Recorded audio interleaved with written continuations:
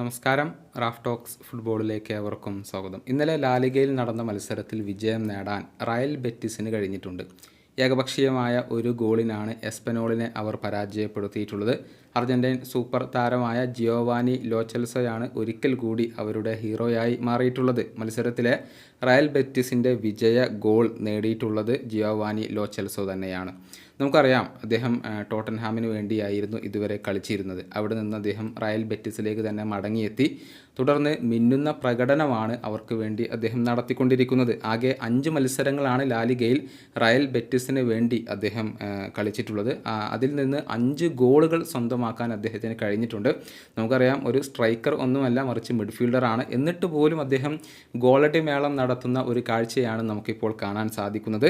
ഗെറ്റാഫക്കെതിരെയുള്ള മത്സരത്തിൽ 2 ഗോളുകൾ നേടാൻ അദ്ദേഹത്തിന് കഴിഞ്ഞിരുന്നു.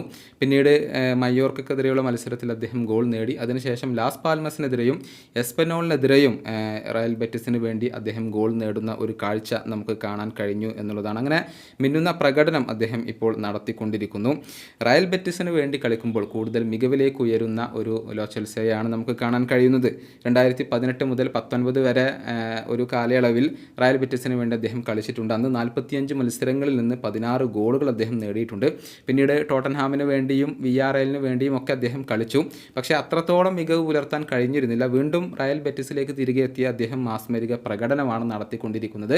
അദ്ദേഹത്തിൻ്റെ ഈ ഒരു മികവ് അർജന്റീന ദേശീയ ടീമിനും സന്തോഷം നൽകുന്ന ഒരു കാര്യമാണ്. വരുന്ന മത്സരങ്ങളിൽ താരത്തിൻ്റെ ഒരു മികവ് കൂടുതൽ ഉപകാരപ്പെടും എന്ന് തന്നെയാണ് അർജന്റീന ആരാധകർ ഇപ്പോൾ പ്രതീക്ഷിക്കുന്നത്. ഈ വീഡിയോയുടെ അവസാനിപ്പിക്കുന്നു. ഫുട്ബോൾ ലോകത്തെ കൂടുതൽ വിശേഷങ്ങളുമായി റാഫ് ടോക്സ് കൊണ്ടുവെത്താം.